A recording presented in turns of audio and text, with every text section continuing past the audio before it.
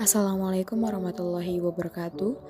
Perkenalkan, nama saya Rusma Eka Susanti dengan NIM 21423142 Prodi Ekonomi Islam 2021. Dalam video kali ini, saya akan menjelaskan tentang lembaga keuangan non-bank yang bertujuan untuk menyelesaikan tugas yang telah diberikan Bapak Anum Garbo SEIME dalam mata kuliah pengantar keuangan Islam. Lembaga keuangan non-bank berdasarkan Surat Keputusan Menteri Keuangan Nomor 38 garis miring MK garis miring 4 garis miring 1972, lembaga keuangan non-bank atau yang lebih sering disebut dengan lembaga keuangan bukan bank LKBB adalah lembaga yang pendiriannya ditujukan untuk membantu meningkatkan kesejahteraan masyarakat. Bentuk dorongan yang diberikan oleh LKBB ini dapat berupa menghimpun dana dari masyarakat serta penyaluran dana untuk membiayai berbagai kebutuhan dalam aktivitas perekonomian. LKBB sendiri pertama kali muncul di Indonesia sejak tahun 1972.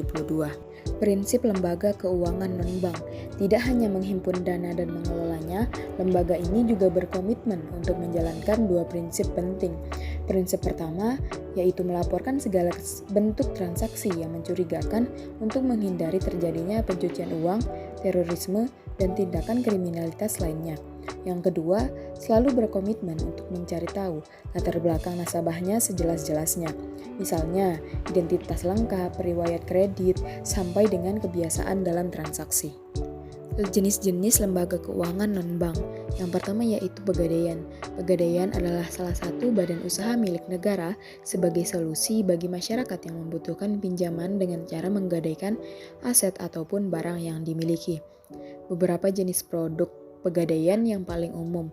Yang pertama yaitu gadai emas, yang kedua gadai konvensional, yang ketiga gadai syariah, yang keempat penyedia jasa taksiran logam mulia dan sertifikasinya, yang kelima penyediaan jasa penitipan barang berharga. Yang kedua yaitu Koperasi Simpan Pinjam. Lembaga yang satu ini memiliki tugas yang mirip dengan bank, yaitu menghimpun dana dari para anggota koperasi lalu menyalurkannya ke anggota maupun non-anggota. Perbedaan yang paling kentara antara Koperasi Simpan Pinjam dengan bank yaitu besaran bunga yang diberikan. Koperasi simpan pinjam biasanya mematok besaran bunga yang lebih besar. Meskipun demikian, koperasi simpan pinjam dinilai cukup menguntungkan bagi para anggotanya. Karena di akhir periode akan dilakukan pembagian hasil dari selisih usaha yang didapatkan selama 1 tahun setelah dikurangi dengan beban usaha. Jenis yang ketiga yaitu pasar modal. Pasar modal adalah lembaga keuangan non-bank yang memiliki fungsi sebagai tempat jual beli surat berharga dengan jangka waktu lebih dari 1 tahun atau jangka panjang. Pasar modal adalah tempat yang ideal untuk para pencari dana untuk mendapatkan penanaman modal. Nantinya, para penanam modal ini dapat menanamkan modalnya dengan cara membeli saham atau obligasi perusahaan melalui pihak sekuritas. Yang keempat, pasar uang. Aset yang diperjualbelikan dalam pasar uang meliputi surat berharga pasar uang, deposito, sertifikat Bank Indonesia. Perbedaan antara pasar uang dengan pasar modal yaitu jangka waktu surat yang diperjualbelikan. Pasar uang cenderung menjual surat berharga dalam jangka waktu pendek, seperti 1 tahun atau kurang dari itu. 5. Perusahaan modal ventura. Diartikan sebagai perusahaan yang mendanai suatu usaha atau perusahaan dengan jangka waktu yang sudah ditentukan. Adapun bentuk kegiatannya bisa berupa kesepakatan dalam pembagian hasil, saham, dan lain sebagainya. 6. Perusahaan asuransi. Lembaga keuangan non-bank yang memiliki peran sebagai pelindung apabila terjadi hal yang berisiko, yaitu perusahaan asuransi.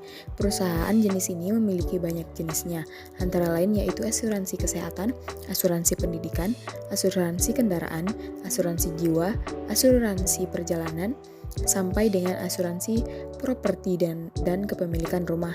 Cara perusahaan ini bekerja yaitu dengan cara menghimpun dana melalui premi yang dibayar oleh nasabah secara rutin dan berlangsung dalam jangka waktu tertentu.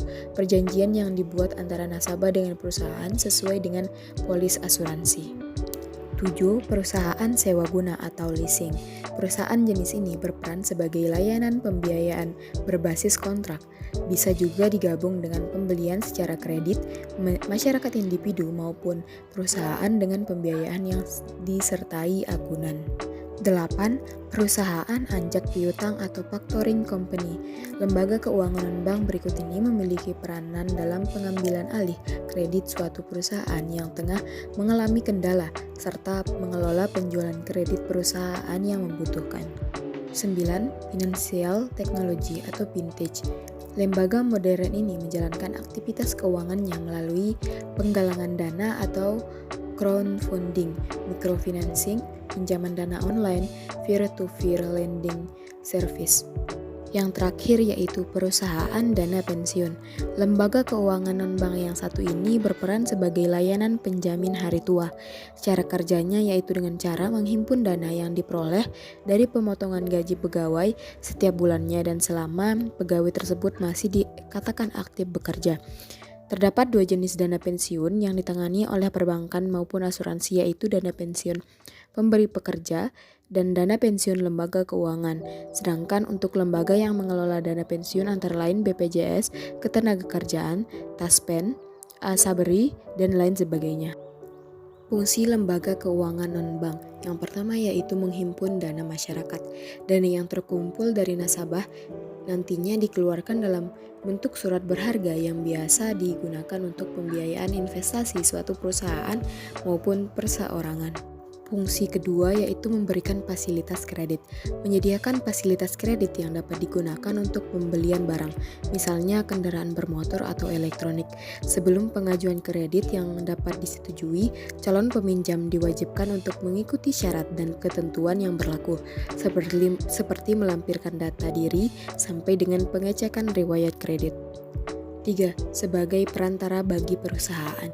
Kehadiran lembaga keuangan non-bank banyak membantu perusahaan-perusahaan untuk mendapatkan modal atau investor. Ini sangat membantu perusahaan dalam negeri untuk mendapatkan suntikan modal dari para investor luar ataupun dalam negeri.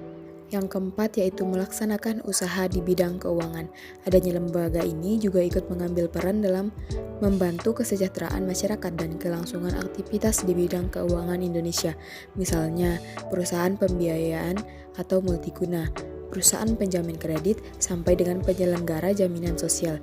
Meskipun demikian, lembaga-lembaga tersebut tetap membutuhkan persetujuan resmi dari Menteri Keuangan.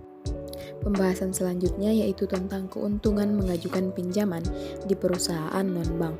Keuntungan yang didapatkan dari pembuatan atau pengajuan pembuatan pinjaman di lembaga keuangan non-bank. Yang pertama yaitu syaratnya mudah. Yang kedua, proses pencairan pinjaman diproses dengan cepat dan aman. Ketiga, mudah mengajukannya, bisa dilakukan online maupun offline. Kemudian yang keempat, umumnya dilakukan pemeriksaan riwayat pinjaman terlebih dahulu. Yang terakhir yaitu kredit yang diberikan bisa tanpa agunan KTA. Cukup sekian penjelasan yang dapat saya sampaikan. Apabila ada kesalahan, mohon maaf. Terima kasih. Wassalamualaikum warahmatullahi wabarakatuh.